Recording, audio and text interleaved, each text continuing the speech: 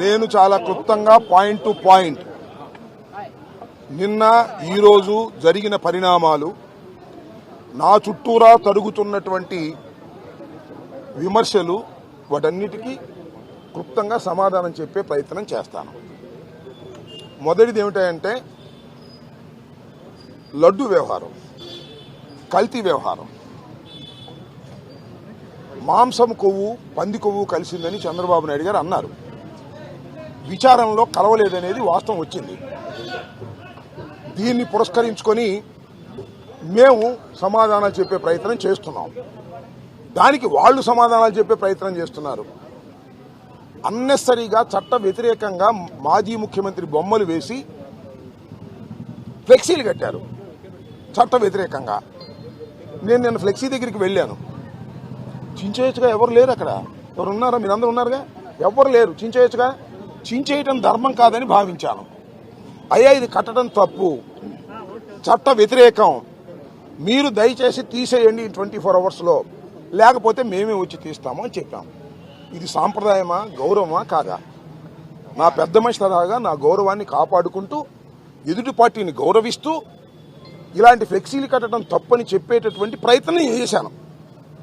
ఇవాళ కూడా నేను అక్కడికి వెళ్ళింది ఫ్లెక్సీ చింపడానికి కాదు. వాళ్ళందరూ కార్లు, రాళ్లు అన్ని పెట్టుకున్నారు. చూశారుగా మీరు అందరూ.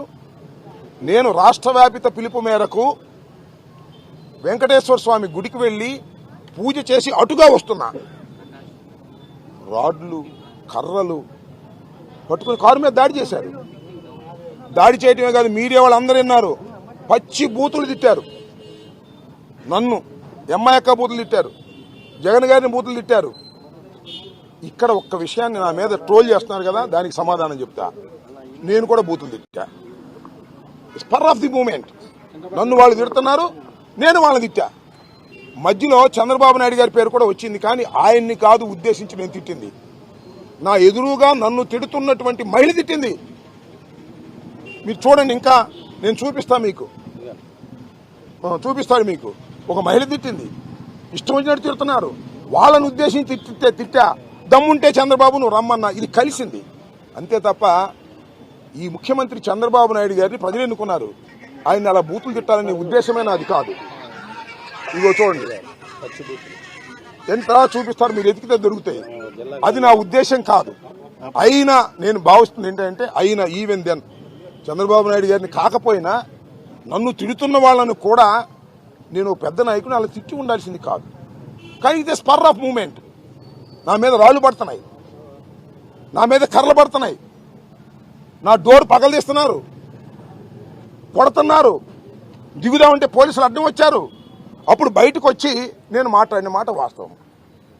అది కూడా ఈ వయసులో ఇంత పెద్ద నాయకుడిగా ఉన్నవాడిని మాట్లాడుకోకుండా ఉండవలసింది నిజమే. కానీ స్పర్ ఆఫ్ ది మూమెంట్, నాకు మానవత్వంలో మానవుడిగా ఉన్నటువంటి ఆవేశం, చంపడానికి వచ్చినటువంటి ప్రయత్నంలో చేసిన గావుకేక్ అది. దాన్ని వాళ్ళు ట్రోల్ చేస్తున్నారు. చంద్రబాబు నాయుడు గారిని తిట్టారంటున్నారు. చంద్రబాబు నాయుడు గారు తిట్టారు కాబట్టి చంద్రబాబు నాయుడు గారు ఆదేశించారంటే అరెస్ట్ చేయమని వచ్చారు పోలీసులు. చేసుకొని దమ్ముంటే వెళ్ళటానికి సిద్ధంగా ఉన్నా.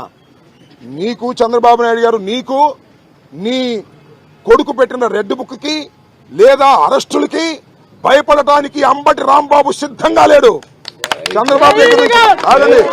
చంద్రబాబు దగ్గర నుంచి ఆదేశం వచ్చింది నాకు తెలుసు. వాళ్ళు అరెస్ట్ చేస్తారు నన్ను. I don't care. అరెస్టుకు సిద్ధంగా ఉన్నానని కూడా మనవి చేస్తున్నా. ఇప్పుడు దొరుకుతాడా? ఆగాయా, ఎప్పుడు దొరుకుతాడా అని చూశారు. ఇప్పుడు దొరికాను అనుకుంటున్నారు.